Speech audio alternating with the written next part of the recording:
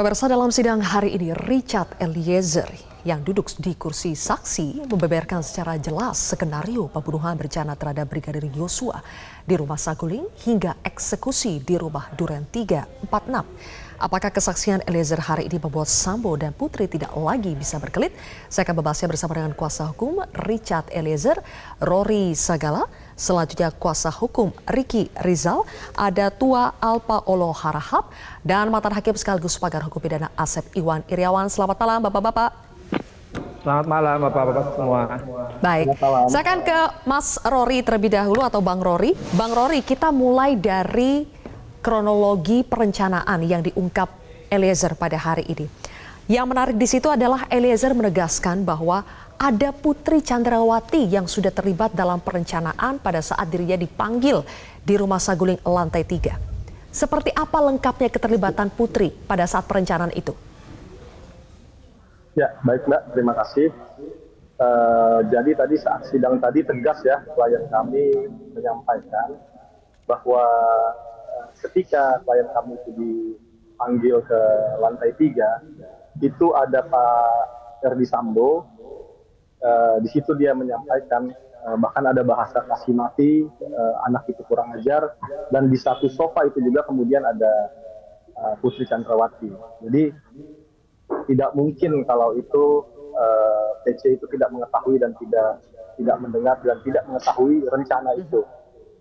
Jadi klien kami yakin bahwa Ibu PC juga terlibat di dalam perencanaan itu. Oke, meskipun tidak mendengar jelas apa yang dikatakan Putri, tapi Eliezer tadi mengatakan sempat tersebut kata CCTV dan juga sarung tangan. Itu keluar dari mulut Ibu Putri ya. Jadi apakah seolah-olah Ibu Putri ini mengingatkan kepada Sambo soal CCTV, kemudian soal urusan sarung tangan? Ya betul. Memang nggak secara persis kata per kata itu terdengar, tapi jelas Richard Eliezer itu mendengar ada kata CCTV, kemudian ada kata Duren 3, itu kan ya nanti hakim bisa menilai ya apa artinya itu, tapi kan itu bisa dimaknai sebagai bagian dari proses pelaksanaannya. Artinya ya sarung tangan juga dikuatkan ya oleh keterangan beberapa saksi bahwa memang memakai sarung tangan Bapak Ferdi Sambo. Kemudian juga CCTV juga dalam peristiwa tersebut kan sampai sekarang kita ketahui gitu ya, CCTV itu kemudian rusak. Oke. Jadi itu sudah direncanakan sebelum kejadian. Seperti itu, Mbak. Baik.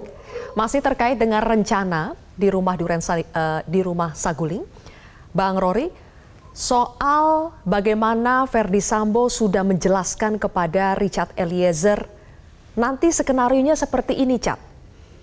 Kamu begini, Ibu Putri teriak, terus kemudian kamu turun, semuanya sudah disusun sejak di rumah Saguling.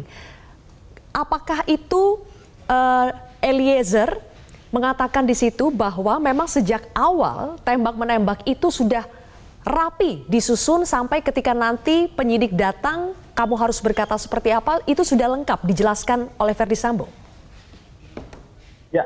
Ya betul sekali Mbak, itu kan diulang-ulang terus ya, dari sebelum kejadian itu sudah disampaikan nanti begini skenarionya, nanti ibu dilecehkan, kemudian kamu tembak-menembak, itu semua sudah disampaikan skenarionya seperti itu. Bahkan sampai setelah kejadian pun dia terus diulang-ulang terus untuk apa, kamu aman Cat, kamu aman Cat. Itu terus disampaikan seperti itu skenarionya. Sampai seperti yang tadi disampaikan oleh Richard, sampai kemudian ya karena dia ada perasaan bersalah di mimpi, kemudian dia membuat surat pengakuan itu semua. Tapi sebelumnya itu selalu diulang-ulang terus, didoktrin terus untuk menyampaikan sesuai yang diskenariokan oleh Ferdi Sambo. Oke, termasuk soal senjata HS milik Yosua. Sambo memerintahkan kepada Richard Eliezer untuk mengambil senjata HS Yosua ini. Apakah disebutkan di situ untuk apa senjata HS ini diambil? Ya, senjata HS itu sebenarnya kan Ricky Rizal yang mengambil tadi kan, kalau menurut keterangan dari Richard Eliezer ya, dia yang mencari, diperintahkan untuk mencari senjata dari korban, seperti itu. Sebentar, perlu diklarifikasi di sini. Yang diperintah untuk mengambil senjata HS9 di mobil kemudian diserahkan kembali kepada Sambo itu Eliezer atau Ricky? Kalau senjata, jadi senjata itu kan di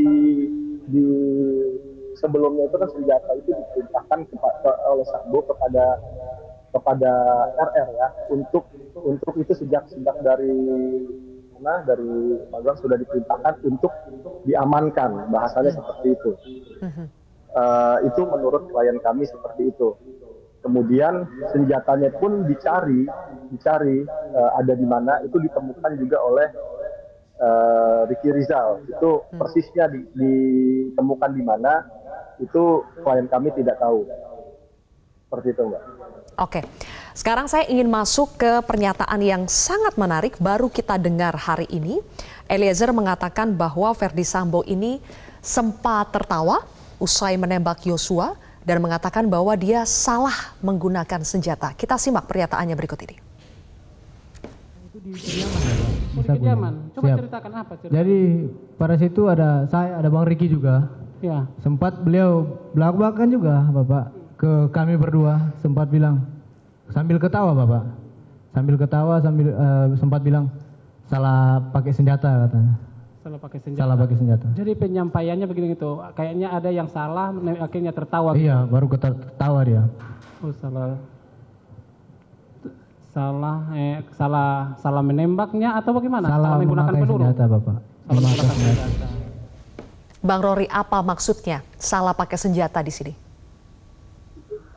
Ya, itu kan bagian dari alibi ya, bahwa seakan-akan itu tembak-menembak, seharusnya itu bukan pakai HS. Makanya di kemudian Ferdi Sambo itu, dia tapi sambil tertawa, itu Richard yakin sekali itu sambil tertawa, wah itu tadi salah ya, seharusnya bukan pakai HS. Kemudian itu yang menjadi rancu, harusnya kan tembakan dari Yosua itu ke arah Richard, ini yang menjadi terbalik, yang menurut Richard itu disampaikan sambil tertawa. Artinya sebenarnya nggak sempurna juga apa yang sudah diskenariokan, nanti setelah Richard tembak udah diskenariokan seakan-akan terjadi tembak menembak, tapi memang ada kesalahan di situ. Ada kesalahan di situ yang kemudian dibahas lagi sambil tertawa oleh Ferdi Sambo. Oke, maksudnya di sini salah pakai senjata, Sambo itu seharusnya pakai senjata yang mana? Apakah ini konteksnya untuk menembak Yosua atau untuk menembaki dinding-dinding? Ya, yang untuk menembaki dinding-dinding itu arahnya itu kan jadi nggak sesuai, Mbak. Makanya kan dari situ juga penyidik ya, tim sus akhirnya bisa menemukan kejanggalan itu. Artinya antara skenario yang disampaikan dengan arah-arah tembakannya itu nggak sesuai. Oke. Itu, Mbak. Tadi Richard Eliezer juga bilang bahwa Ricky juga ikut mendengar. Saya ingin konfirmasi ke Bang Tua Alpaolo, seperti apa cerita Sambo soal dia salah pakai senjata ini? Terima kasih ya, Pak.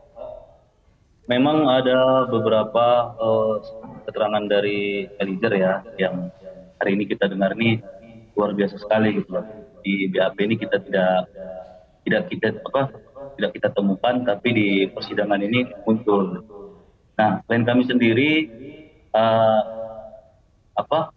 tidak mengetahui ada peristiwa itu, Mbak. Ada peristiwa umpamanya statement daripada FS ya, terkait masalah salah menggunakan senjata itu dari Eliezer sendiri. Ini nanti bisa dikonfirmasi saat Ricky jadi saksi. Oke, dan Ricky juga tadi tidak menanggapi soal itu ya? Tidak menanggapi. Karena seingat daripada Ricky, itu kejadian itu dia tidak ingat, tidak ada. Ricky tidak ingat ada kejadian itu. Yang menarik juga tadi disebutkan, Richard mengatakan bahwa dalam perjalanan pulang dari Magelang ke Jakarta sebetulnya ada upaya Ricky ingin menabrakkan mobil demi mencelakakan Yosua. Kami akan gali keterangan ini lebih jauh pemirsa, usai jeda tetaplah bersama kami di Prime News. Baik, Kang Asep, untuk pertama kalinya kita dengarkan langsung ya keterangan Eliezer yang begitu belak-belakan, all out sekali menceritakan kronologi sejak perencanaan hingga eksekusi. Bagaimana sebetulnya nilai keterangan saksi yang merupakan seorang justice kolaborator dalam kasus ini? Ya, seperti itu undang-undang LPSK maupun konvensi internasional, dua konvensi internasional yang telah diratifikasi, dia pelaku yang bekerja sama, saksi pelaku kedua bekerja sama. Ya, kerjasama itulah yang membuka aib itu. Patokannya bang sederhana adalah kejujuran, konsistensi, ya keterangan itu. Nah, lihat pertama dari aib, nggak mungkin sebagai lembaga LPSK mengeluarkan JC dia jujur dan dia konsisten. Dari ketika pemeriksaan lain juga tidak pernah diingatkan oleh majelis. Hari ini sebenarnya kalau saya lihat bukan pemeriksaan saksi, itu udah pemeriksaan terdakwa padahal statusnya saksi. Ya kan harusnya yang terdakwanya kan RR sama KM. Apa yang diketahui tentang RR KM tentang pembunuhan itu seharusnya pertanyaannya ke sana. Tapi majelis telah menyisir seolah pemeriksaan ya kliennya Mas Oli ada sebagai terdakwa, tapi karena dia jujur, karena dia kooperatif, dia konsisten, ya bayangin kita pemeriksaan awal tanyakan tentang latar belakang, ya hubungan-hubungan, ya kemudian saya merinding ya selama saya jadi hakim saya tidak pernah melihat, mendengar, menyaksikan seorang saksi pelaku. Sekali lagi, saksi pelaku JC ya begitu terbukanya, begitu runtutnya, begitu jujurnya dia mengatakan yang seluruhnya sampai dia menangis. Tangisan itu bukan tangisan buaya, dan itu adalah tangisan fakta. Dan dia lawan itu semua. Dan saya ingin lihat juga ya, maaf Pak Sorry sekali lagi. Nanti saya pengen lihat bagaimana pernyataan Eliezer di depan ketika terdakwanya adalah FS dan PC. Ya.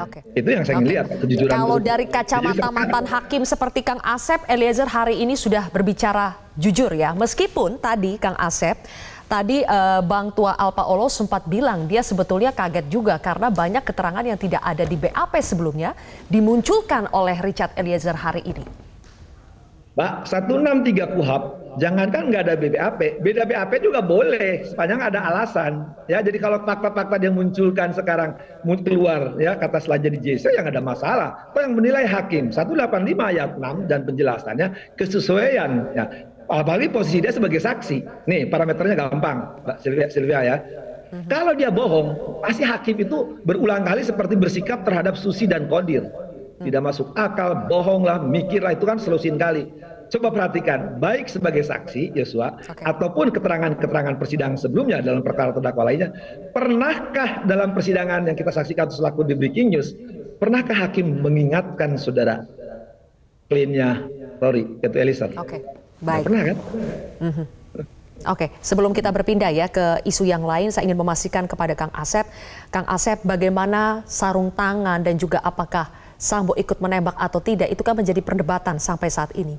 Setidaknya ada keterangan sudah ada lebih dari satu orang yang mengatakan Sambo memakai sarung tangan dan juga ikut menembak, yaitu Richard Eliezer yang bilang pakai sarung tangan dan juga Azan Romer. Kalau Sambo ikut menembak itu sudah dibenarkan juga oleh mantan Kasat Reskrim Ridwan Soplanit. Tapi di CCTV tidak bisa membuktikan kalau Sambo itu sudah pakai sarung tangan ketika tiba di rumah Duren 3. Nah, bagaimana bisa meyakinkan hakim dengan tidak adanya CCTV? Apakah keterangan saksi sudah cukup? Ya, bagi saya soal sarung-sarungan itu senang, yang enak itu sarung kontrasepsi. Ya, jadi pakai sarung nggak pakai sarung, nanti parameternya yang gampang apa, Mas Bibia? Ya, katakan sudah kita ikutinlah permainan es ini, maka pakai sarung. Kan pertanyaannya, yang jujur tadi Eliezer tadi nembak berapa kali? Lubang dada berapa kali? Faktanya lubang itu berapa biji? Kita nanti akan dengar kesaksian dari ahli forensik maupun ahli balistik ya. Peluru yang digunakan keluar selongsong berapa kali? Di ruang itu sekali lagi hanya ada PC, RR, KM sama E. RR sama KM udah menyatakan tidak tahu, tidak mendengar, malah sudah berarti enggak lah, gitu dulu ya. Nah tinggal PC sama S kan. Jadi siapa yang menggunakan senjata itu gitu kan? Ya kita gampang. Nah sekarang kita tarik keterangan saksi Ridwan, Arif, dan Romer. Tiga ini bersesuaian kan? Kata Ridwan dia ikut nembak. Tambah lagi sekarang Eliezer yang jujur. Kalau bohong pasti dimarahin lagi sama hakimnya. Ngomong ikut nembak. Ya sudahlah, dia pakai sarung nggak pakai sarung ya sudah, ntar di rumah pakai sarungan aja. Oke, ada satu hal lagi yang sangat menarik. Eliezer mengatakan bahwa pada saat perjalanan pulang dari Magelang ke Jakarta, Ricky Rizal berniat menabrakkan mobil dengan tujuan mencelakakan Yosua. Kita simak pernyataannya berikut ini. Pada saat saya sama Bang Ricky di samping, Bang Ricky sempat ngobrol ke saya. Belak-belakan Bang Ricky bilang, "Chat, sebenarnya tuh saya tuh udah rencana pengen nabrakin mobil waktu yang keras, yang tegas, biar tidak." Jadi pada saat dari Magelang sampai Jakarta tuh Bang Ricky bilang, Bang Ricky pengen menabrakin mobil. Karena almarhum kan posisinya di sebelah kiri. Dan pada saat dari Magelang sampai Jakarta itu almarhum tidur. Jadi dia, Bang Ricky ini bilang ke saya pengen menabrakin mobil di sebelah sisi kiri. Pada saat perjalanan dari Magelang menuju Pada Jakarta, saat Magelang ke Jakarta. saudara Ricky bercerita kepada saudara Betul, bahwa dia pengen menabrakkan mobil. Siap, betul Bapak. Diarahkan kepada Yosua. Siap, betul Bapak. Saudara tidak tanya waktu itu, apa alasan pada saat itu? Saya berpikir Bapak. Berpikir, apa Saya- ya? Saudara Dalam tangkap? pikiran saya, loh ini berarti sudah dari Magelang ini. Ini berarti sudah saudara, Bang. Bisa saudara pertanggungjawabkan keterangan saudara ini? Bisa Bapak. Saudara disumpah. Saya Bang Alpaolo dengan yakinnya Richard mengatakan seperti itu. Bagaimana tanggapan kuasa hukum Ricky? Jadi begini ya, Ricky ini kan mulai dari awal saksi-saksi diperiksa sampai dengan hari ini, kita meyakini belum ada satu keterangan pun yang bisa menunjukkan bahwa Ricky ini mengetahui ikut terlibat dalam perencanaan baik skenario sampai pada eksekusi. Itu bisa dilihat di dalam fakta persidangan. Bahkan keterangan Eliezer pun tadi mulai dari Magelang sampai ke Duren 3 tadi kalau kita urai satu persatu itu jelas sekali gitu loh. Sampai tadi saya sendiri menegaskan terkait pemindahan senjata, pengamanan senjata itu ke mobil. Beliau sendiri berpikir karena Joshua itu akan berada di mobil yang besar gitu. Jadi rangkaian ini nggak ada. Sementara saat ini klien kami Ricky adalah posisinya terdakwa. Yang Jadi menabrakkan kami soal menabrakkan sebetulnya- benar atau tidak, Bang Alpaola? Nah itu dia, sebetulnya kami sangat kaget dengan statement itu. Dan kami sudah klarifikasi, klien kami bahkan berani untuk melakukan sumpah pemutus untuk hal itu. Nanti kita pada saat klien kami menjadi saksi itu akan dikonfrontir kembali. Jadi Ricky membantah ya? Membantah sekali, itu tidak ada, jelas tidak ada. Tidak Itu ada statement yang- katanya, Bang Rory. Ya, itu nggak apa-apa ya, itu kan dibantah karena memang saat itu cuma ada klien kami dan dengan Ricky Rizal ya. Itu nggak apa-apa kalau dibantah, tetapi tadi kan tegas juga ditanya oleh JPU, apakah Anda bisa mempertanggungjawabkan pernyataan saudara? Ya, saya bertanggung jawab atas pernyataan saudara, tegas juga dijawab seperti itu.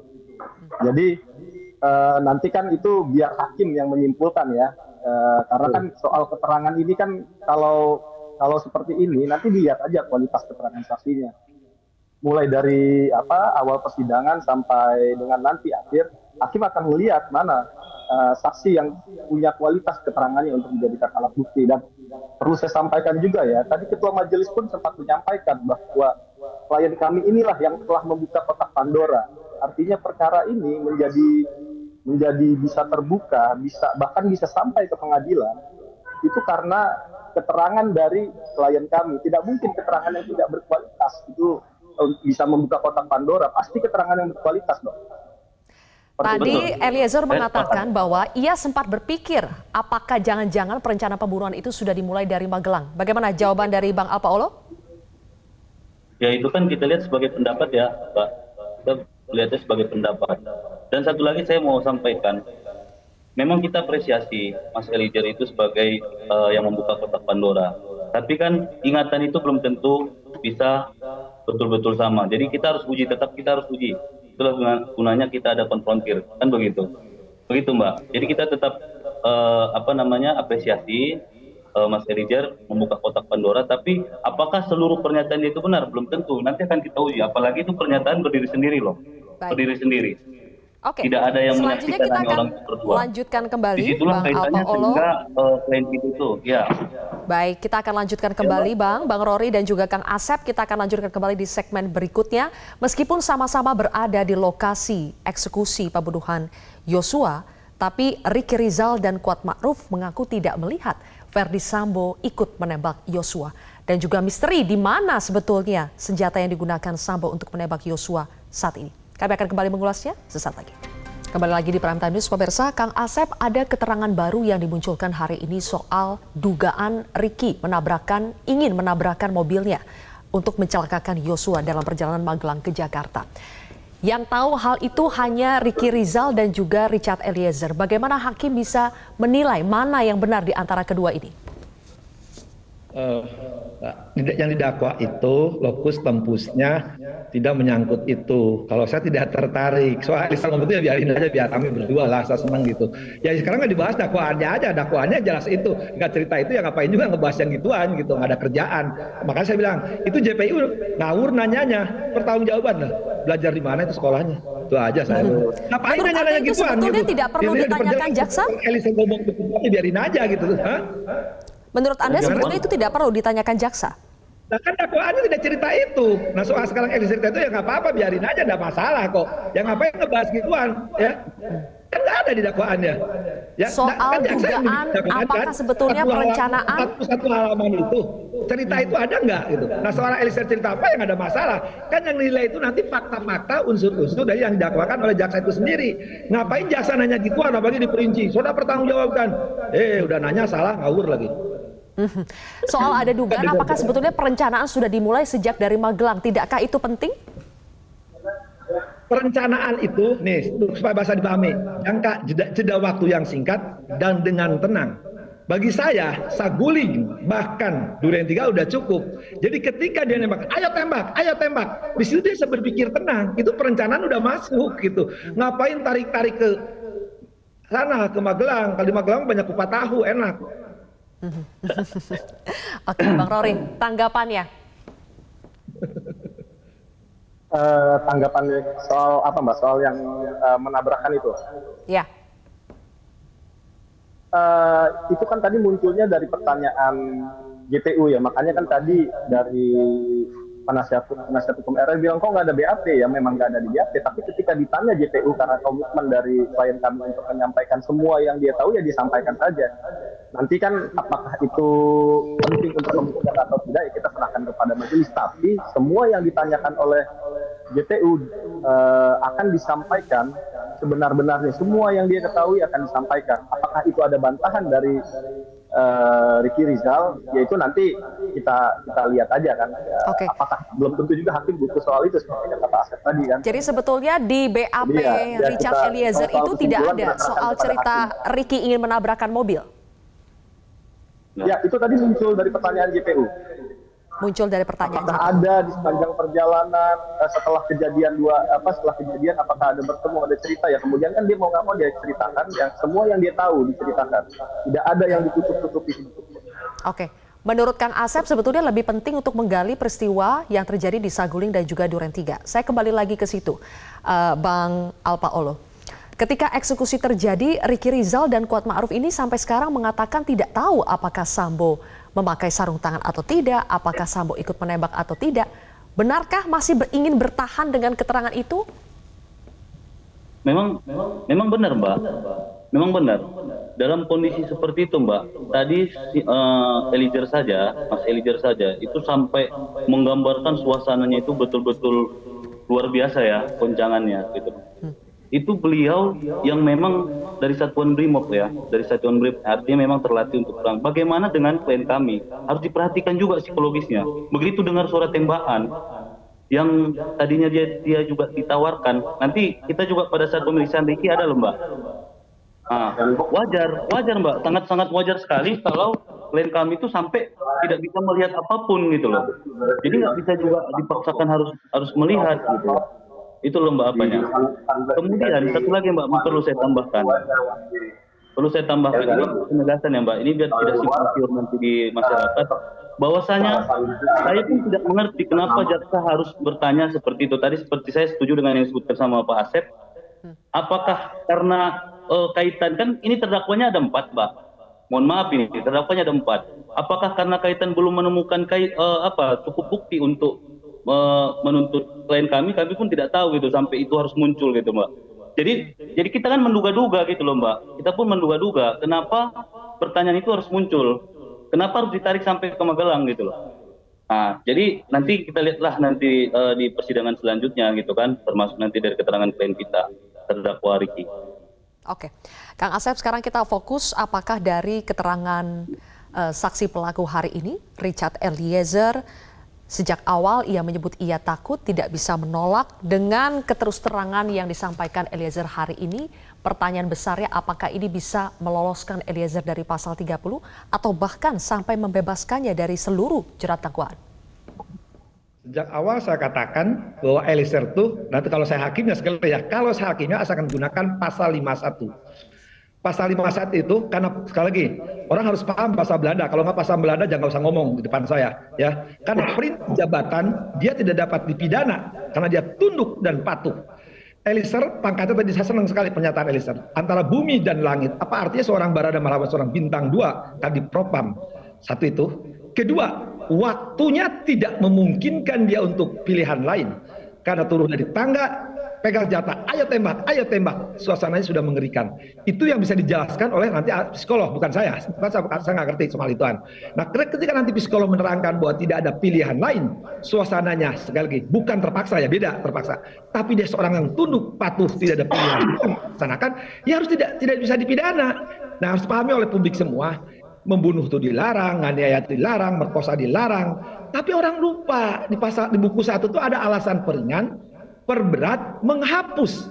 Jadi perbuatan pidana itu bisa hapus. Contoh yang paling gampang, begal tuh. Jadi nggak jadi pidana, kan dia terpaksa membela diri. Orang perang, ya suruh perang tuh, Rory, suruh tembak tuh. Tua Polo karena lawannya perang dari negeri antah berantah. Ya nggak ada masalah, nggak bisa apa-apa itu. Nah, orang yang tidak paham pasal 51, makanya saya pernah belajar ajas idamun. Tapi saya tidak akan berani ngomong sini, Ling. Ini karena timnya pengacaranya Rory ini dan kawan-kawan itu jago-jago, saya lihat strateginya wah licin-licin semua. Pasti saya yakin suatu saat dia akan mengeluarkan jago-jagonya. Saya harap Anda akan mengeluarkan jago-jagonya yang dimana pasal 51 ada yang orang menguraikan. Saya berharap, tapi saya tidak ikut campur ya, itu kewenangannya timnya itu. Biar menjelaskan di ruang sidang, kalau saya kan nggak pernah mau jadi ahli. Sekali lagi, pasal 51 itu akan berlaku bagi Eliezer. Maka sejak awal saya katakan sebelum persidangan tidak dapat dipidana. Bahkan saya berani masuk ke unsur. Salah satu unsur dari 340 itu dengan sengaja. Dengan sengaja itu willen and witten. Dia mengetahui dan menghendaki. Pertanyaannya, mengetahui jelas ada pembunuhan, dia suruh nembak. Apakah dia menghendaki Eliezer itu? Makanya kaitan pasal 51. Dia tidak menghendaki, kawan sendiri kok. Tahu tempat curhat. Dia juga waktu tadi pernyataannya kan sebagai saksi. Dia merem, keluarkan senjata itu. Sedikit saja Kang Asep, lagi, Richard Eliezer tidak menghendaki tapi tidak bisa menolak. Sementara Ricky Rizal itu bisa menolak. Apakah itu akan membantu Ricky Rizal? Kali ini Ricky Rizalnya apakah akan terbantu dengan itu? Yang pertama saya belum jelas pertengkaran kliennya ya, karena belum seperti siapa Eliezer kan. Tapi kalau tidak salah, tapi nanti tolong Pak Harap koreksi saya ya. Kalau saya lihat dia tidak diperintah, ditawarkan dia, ya, ditawarkan, bukan diperintah. Tapi nanti Pak Harap yang jelaskan situnya.